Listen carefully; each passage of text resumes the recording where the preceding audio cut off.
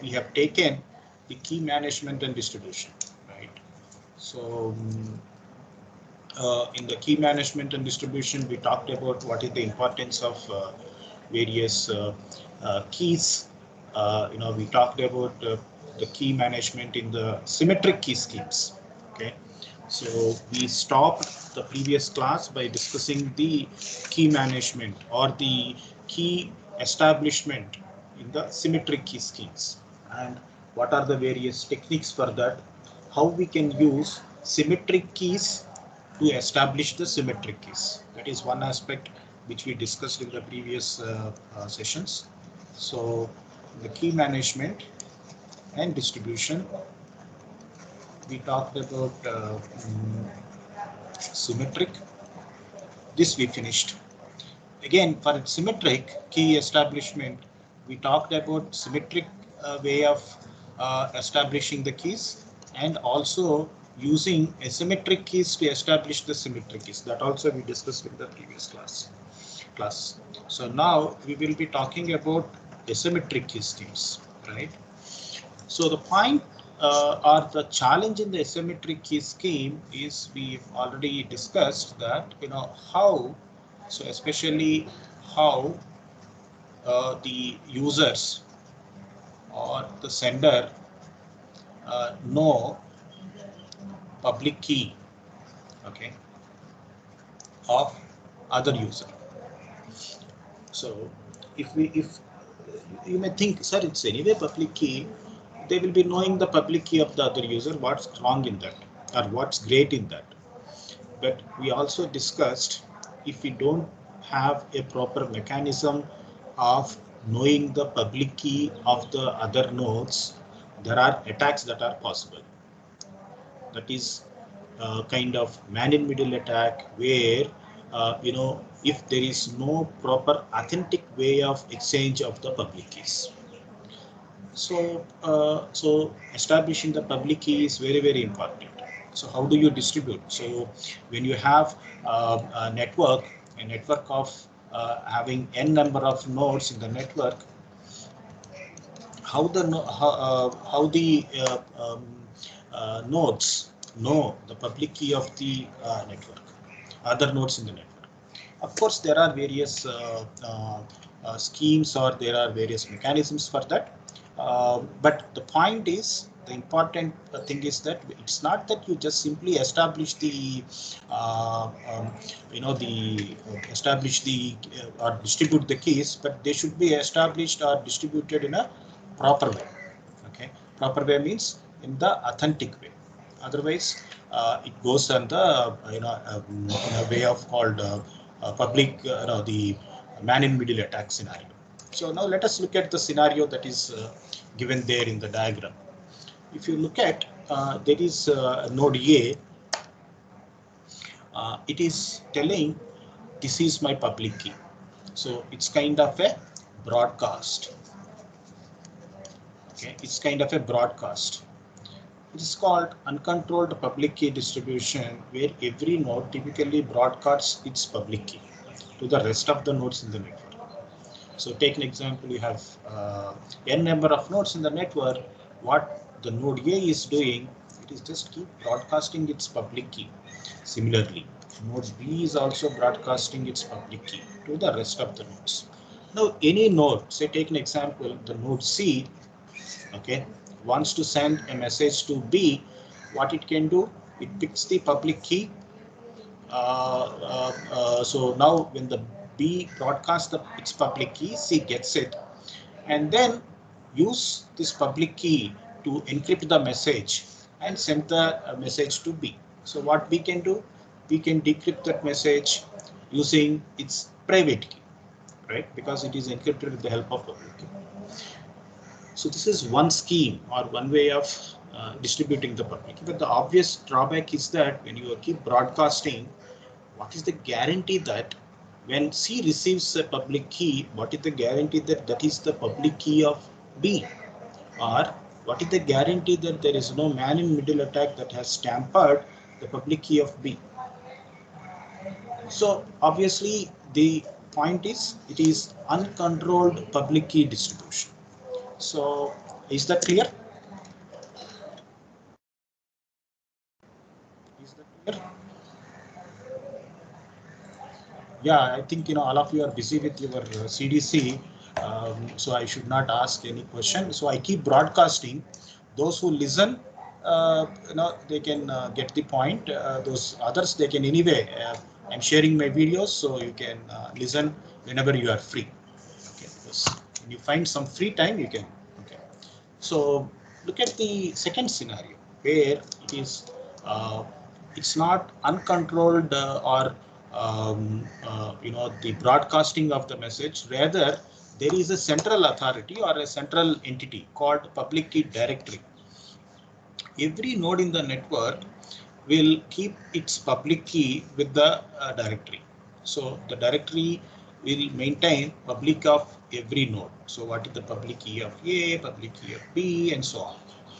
Then now, when B wants to send a message to A, we will ask public key authority asking, can you share public key of A? Okay. So we will ask the authority, please share the public key of A. For that, obviously, authority will respond back with the public key of A. So it is in contrast to the previous scenario where every node is broadcasting, we are maintaining, the network is maintaining a single entity called authority. Authority is given the responsibility of maintaining the public keys in the network. It has advantages in the sense that whenever you want to communicate with a node, you go to the authority, get the public key of that particular node. So the responsibility of maintaining and distributing the keys is with the authority. So maintaining and distributing, right, is with the authority. Okay. So the obvious drawbacks or obvious bottlenecks here in this scenario is that when you are having a single entity or a central authority, imagine if it is down for whatever is the reason, obviously your entire distribution of public keys goes nullified because the server is down, the authority is down. If A wants to get the public key of B, it cannot contact anyone else because directory is down.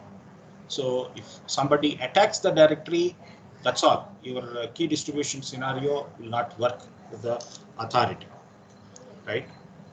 So, and obviously, if you look at the kind of distribution of the keys, there is no secured way of communicating keys, right? So these are all the obvious bottlenecks with the scenario of public key authority, okay, or public key directory. See, it's a directory.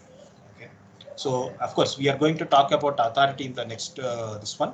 So authority is different, directory is different. The role of directory is just to maintain kind of a diary where it is maintaining the list of public keys of the nodes. Okay. Let us see the next scenario, which is the third scenario, where you are going to have public key authority. So this is somewhat secure than the previous scenario of directory. So as I've said, maintaining the directory is better than broadcasting of the messages, but the directory is simply a kind of entity where it is maintaining the record of the public keys. If you look at the authority, it is somewhat secure than the directory. See the sequence of messages that are happening with the authority public key authority scenario. Here also the similarity with regard to directory is here the authority is maintaining the public keys of the nodes, but it is somewhat maintaining and distributing the public key of the nodes in a secured manner. Look at the various communication messages that are happening between the nodes and the authority. So imagine A wants to talk to B. First A will request the authority. The request, if you notice the first message, there is a request attached with a particular timestamp. Okay. The benefit of having the timestamp is that the one way it is to understand. Imagine if the A wants to know for which message or for which time if the message was sent, So the timestamp would be helpful. So at a timestamp 1, A has sent a message to the authority asking for, look, I'm so and so, and I need the public key of B. Now see the response from the authority. The response from the authority is an encrypted message. Okay, how it is encrypted? It is encrypted with the help of private key of authority. Since it is encrypted with the private key of authority, what need to be done for doing the decryption? Which key is needed? Can somebody respond? Which key is needed to decrypt the second step?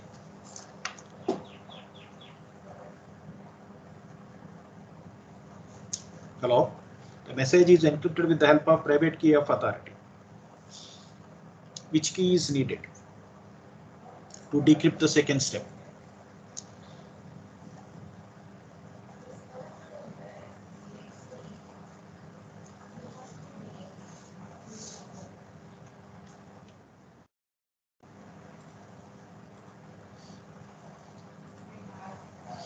Akshat Gupta.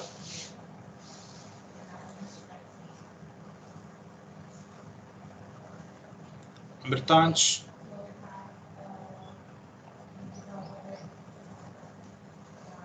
Ishita. Yes, sir. Which key is needed, Amma, for to decrypt the second step? Sir, PR authentication. Okay, I think you are not listening. PR authentication is not authentication. It is the private key of authority. It is encrypted with the help of private key of authority. So it has to be decrypted with what? Which key? Second message or the message in the second step can be decrypted with the help of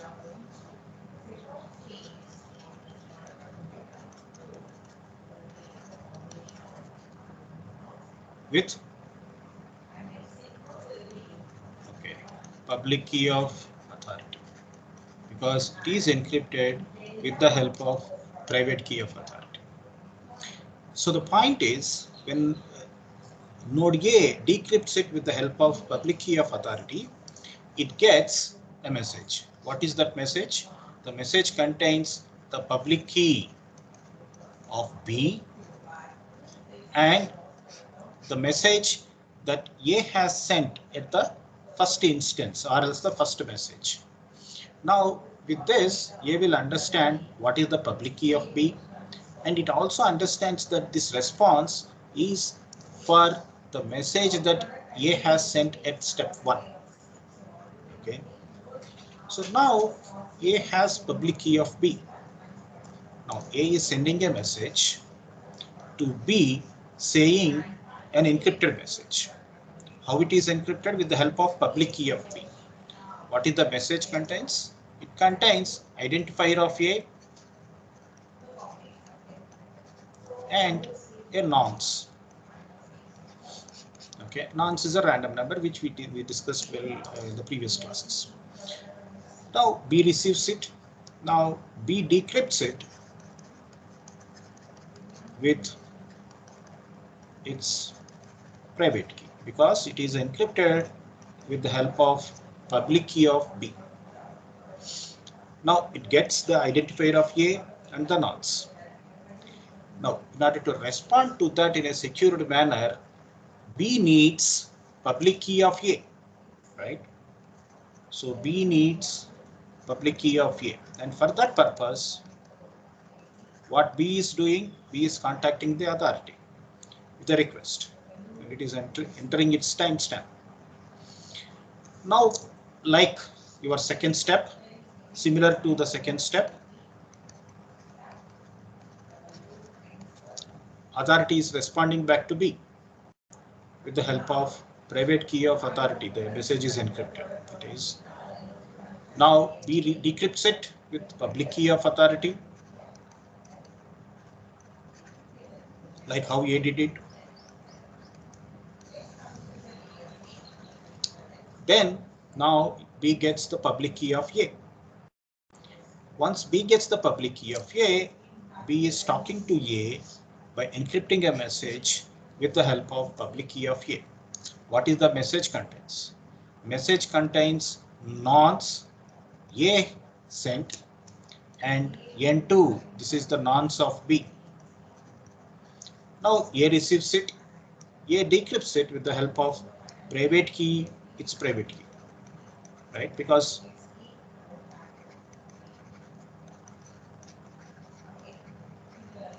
it is encrypted with the help of public key of A. So A decrypts it with its public key. Now get N1. So by saying N1, A will understand that, okay, B has responded to the message that I have sent at step 3, because at step 3, A has shared N1 with B. Now, A has sent back, A also received the N2. Now, what A is doing, encrypting that N2 with the help of public key of B. So decrypting it at the B side, B will receive that N2, understand that now both ends have the public key of other nodes. So B has the public key of A and A has the public key of B. Okay. So this is public key distribution scenario with the help of authority. So the advantage is that both A and B have, in an authenticated manner, know what is the public key of other nodes. That is the advantage after completing this particular sequence of steps. But the point is, of course, we achieved the authentication, and you may get a doubt, sir, it is encrypting with the help of private keys. So what is the confidentiality? Of course, you need not worry about the confidentiality. The reason is that you are looking at only authentication. You may ask a doubt, sir, why I am not worried about confidentiality? The point is, you need not worry about confidentiality because the key what you are sharing is the public key after all, right? Do you require to keep it confidential? Certainly not. Anyway, it's a public key. So public key distribution scenario, what is important? Is it confidentiality or authentication? It's only authentication. It's not confidentiality because you want to distribute the public key, not the private key, right? So I hope if you are listening, you got the point. Anyway, if you don't listen, anyway, you are going to have the slides and you have the book. Even otherwise, you guys are very talented, so you can read it. So next one, but still the point is like the bottleneck here. What is that? We saw the advantages. What is the bottleneck here? The bottleneck is, keeping a central entity, the authority. Whenever A wants to talk to B, it has to follow all these most 7 steps. Whenever B wants to talk to A, again 7 steps, and this makes the sequence of communications very tight. And another thing, the point is, imagine like how we discussed in the case of public key directory. You can see the scenario of public key authority getting attacked by a denial of service attack or a distributed denial of service attack, and hence the authority services goes down. Then again, this becomes the bottleneck. So in order to mitigate all these issues, what currently being implemented is the next concept called certificates.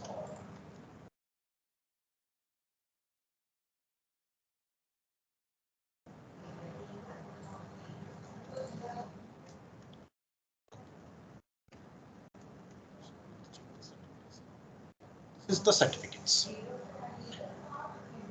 Okay, we all know what do you mean by certificate, right? So by completing a particular degree, you will be getting a certificate issued by a university. Say, take an example. Once you complete your BTech, you get a certificate from the VIT.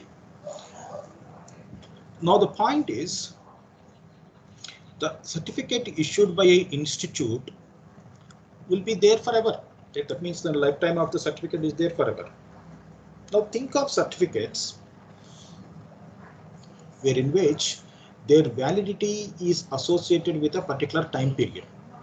Think like that. So the certificate authority distribution of public keys using the certificates. Okay.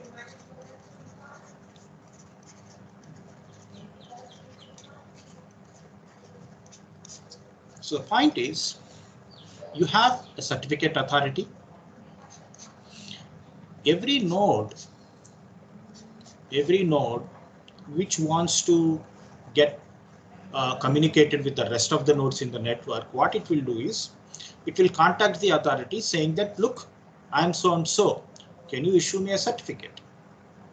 So if you notice, A has contacted the certificate authority by sharing its public key. Okay, by sharing the public key. What authority would do? Authority will check the public key of, receive the public key of A. And of course, the point is, it's not that you go and then ask randomly some authority, please issue me a certificate. Only thing is that the node has to get registered with the authority, then only it is possible. That is the fundamental criteria. Not only, of course, for this scenario, but even for the public, key authority scenario, what we discussed in the previous. Now, the certificate authority will respond to this first message by giving a certificate. So it is issuing a certificate in the second step. Certificate means, don't think it as a physical document or a physical entity. It is a one piece of string. What is that string? It's called, if it is for node A, it's called CA. If it is for node B, it is called CB. That's it. What that piece of string contains? Piece of string contains an encrypted message. Okay, so typically certificate is an encrypted string or a message. Okay, how it is encrypted? It is encrypted with the help of private key of authority. Okay, so what it contains? It contains timestamp. So T1 is the timestamp. Then it contains the identifier of the A, and it also contains public key of A. Okay, all this piece is encrypted with the help of private key of authority.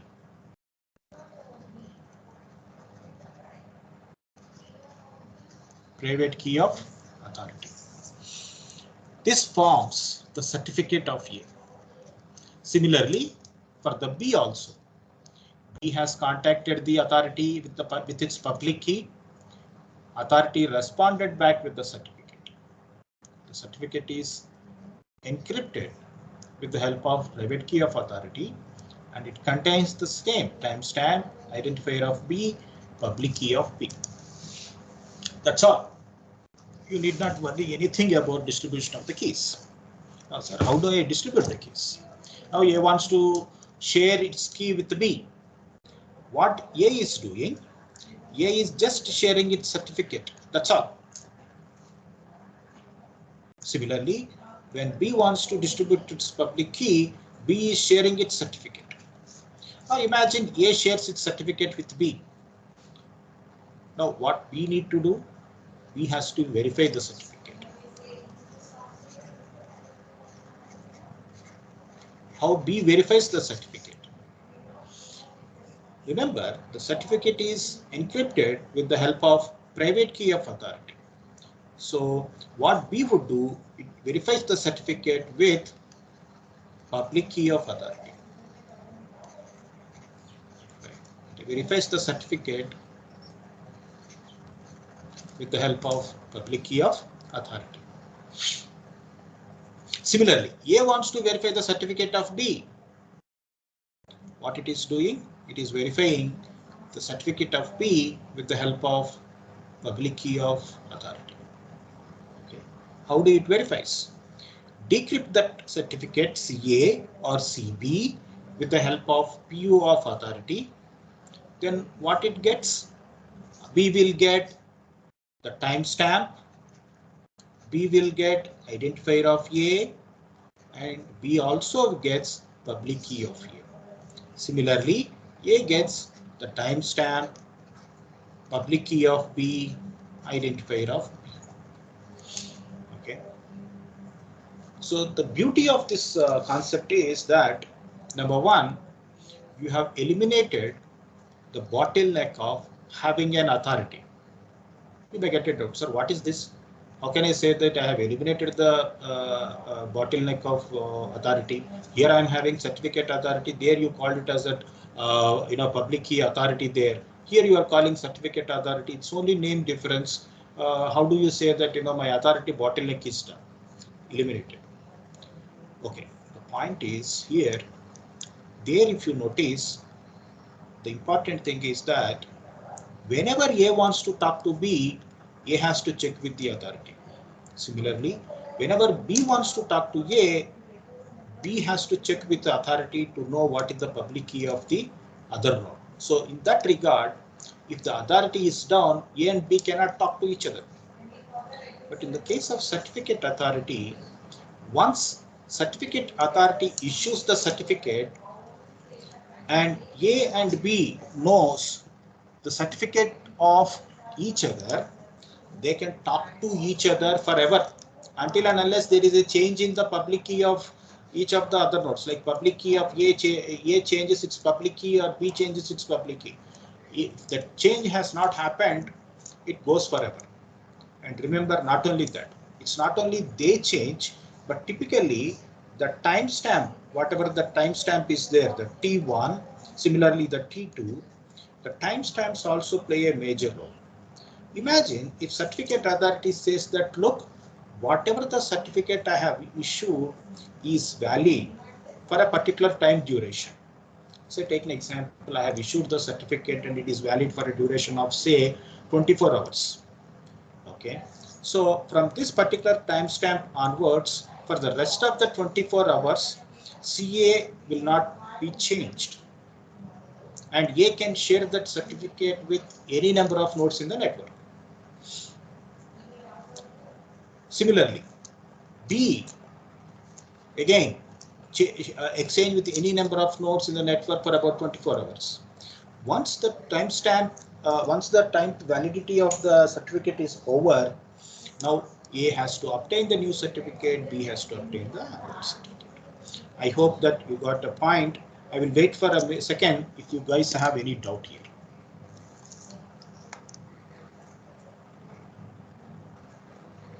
Any doubt?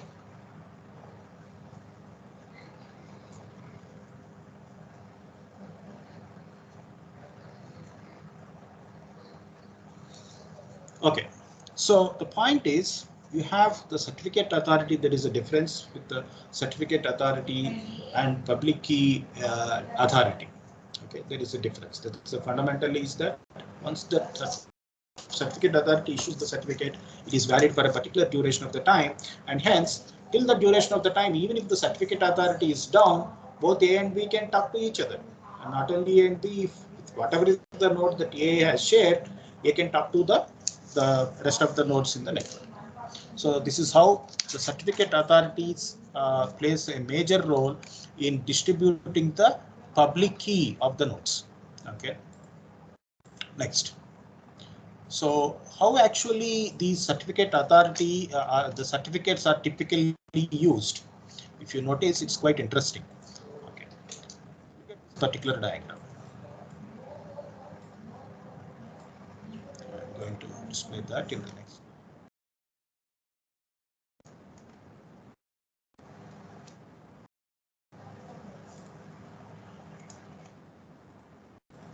Okay.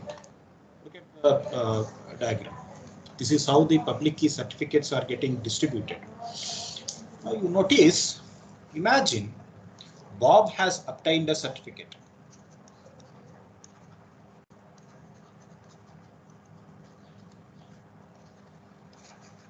From the authority, and it is called CA. Now if you notice, there is a secured way of sharing this certificate with the rest of the nodes and verification also, so that there is no any kind of a tampering or integrity related attacks on the certificates. Now you notice, number one, the Bob information with regard to Bob ID, similarly Bob's public key, and not only that, who is issuing the certificate. Okay, remember, on the market there are several entities that issues the certificates. When an application from a client node, say take an example, a browser, is trying to contact a remote web server. Okay, so the credentials of the client, similarly the server, the public keys of them have to be exchanged. So what these entities would do, they obtain the certificate from a trusted certificate authority. So that particular certificate authority information is also part of the certificate, in the sense that, typically, if you look at your the certificate issued by the institute, it's not only just your name, registration number, and the degree, but also who is issuing the certificate, like the institute name, the authorities, their signatures. Those details also is the part of the certificate, right? In a simple, as simple as that, you have the certificate authority information. All these information is called unsigned certificate. Okay, they called unsigned certificate. Now, what happens is that this entire piece of information, ID of the node, public key of the node, and certificate authority information, they are hashed. Okay, of course, we'll be talking about the hash functions in the next module. So the hash of these pieces of information would be generated. So hash is typically a one-way function, wherein which you, for a given input, you calculate it with a variable length input. For that, we are going to generate a fixed length output called hash. So, and remember, as I said, one-way function, given an hash, you cannot get back the message what you have given to the hash. So now the point is, you have the hash. So this hash is getting encrypted with the help of private key of certificate authority. Okay, so the hash of this is getting encrypted with the help of public key of private key of authority. Now the entire certificate is the signed certificate you will call only when the unsigned certificate is appended with encrypted hash. This becomes signed certificate. Okay, so the details with its corresponding encrypted hash constitute the signed certificate. Now everybody with whomsoever I want, or Bob wants, Bob can share this certificate. So this is the signed certificate. Okay, now whoever receives this, what they do, they take the unsigned component and perform the hash, and they get the hash value. Okay, the hash value that was generated here, the other node which receives this signed certificate, once it generates the hash of this unsigned information, they get the hash. What they do, and in turn also the signed component would be first decrypted with the help of public key of authority. Okay, because it is encrypted with the help of private key of authority, it would be decrypted with the help of public key authority. And once it is decrypted, what it gets? The hash of this. So the end user, the other node, would verify if both are same or not.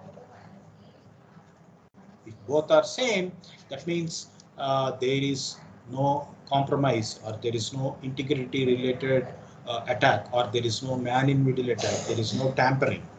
Okay, this is how the certificates would be used in a real world environment, in a real world scenario. Right, I hope you guys got the point. Any doubts? I will pause for a second here. If there are any doubts, I'll be happy to explain, otherwise I'll proceed.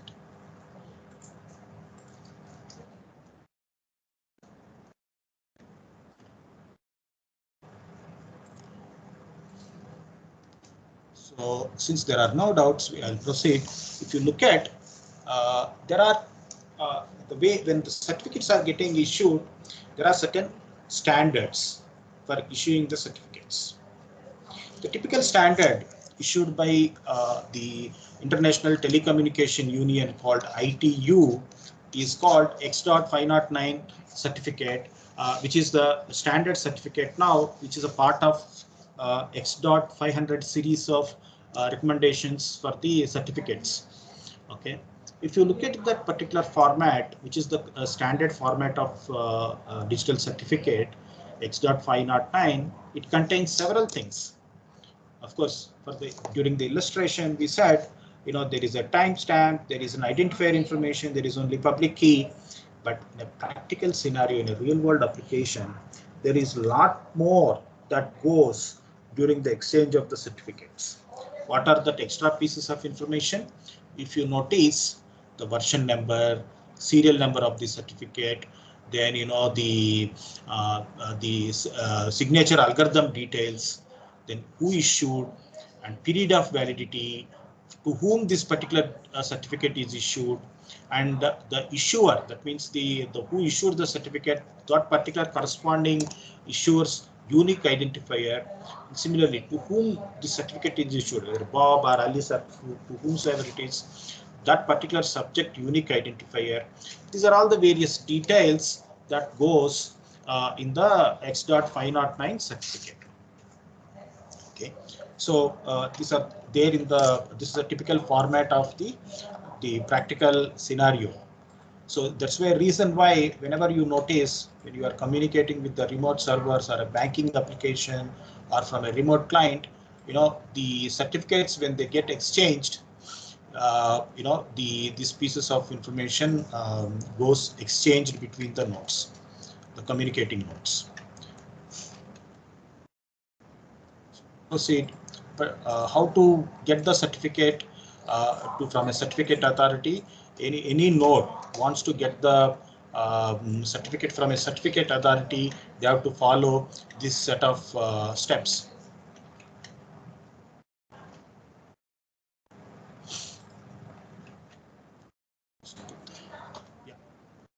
So any user, whoever has registered with the certificate authority, can get the certificate. Until and unless you are there with a certificate authority cannot issue a certificate. It is obvious, right?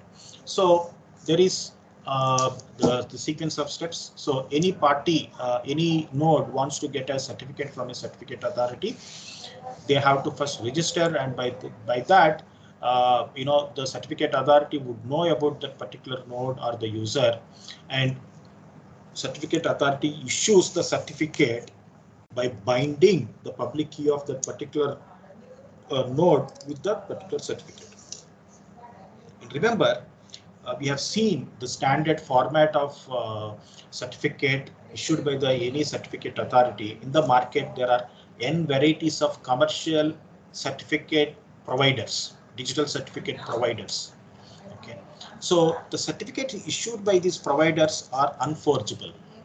Okay, so as we have seen, the certificate, when it is issued, it is undergoing a signature.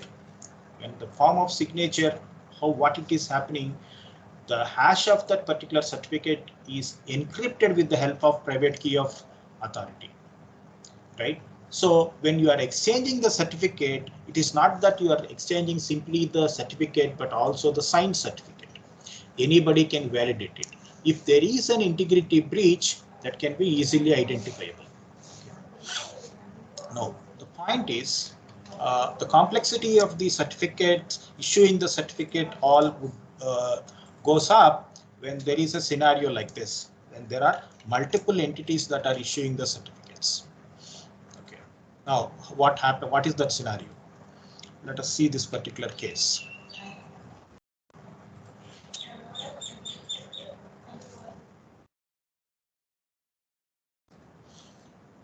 The scenario, the hierarchy that is shown in the slide.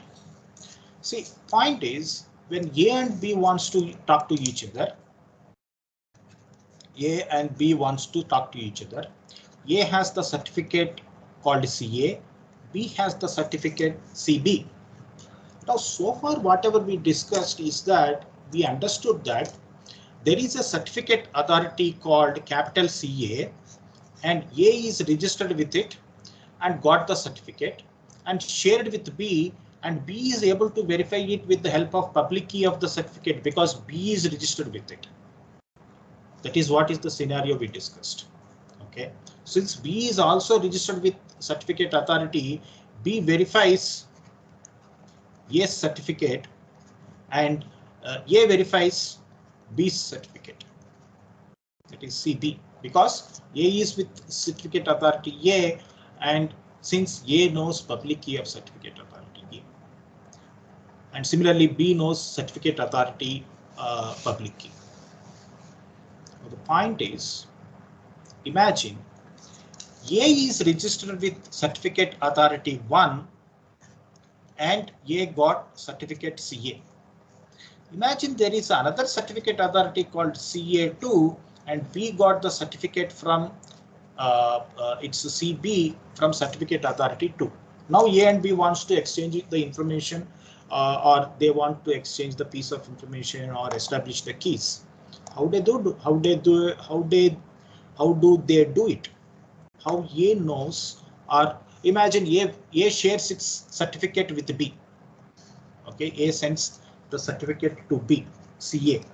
Now B has to verify, right? B has to verify the certificate of A.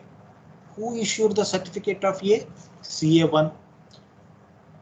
How B knows what is the public key of CA1? Because B is not registered with the CA1, B is registered with the CA2.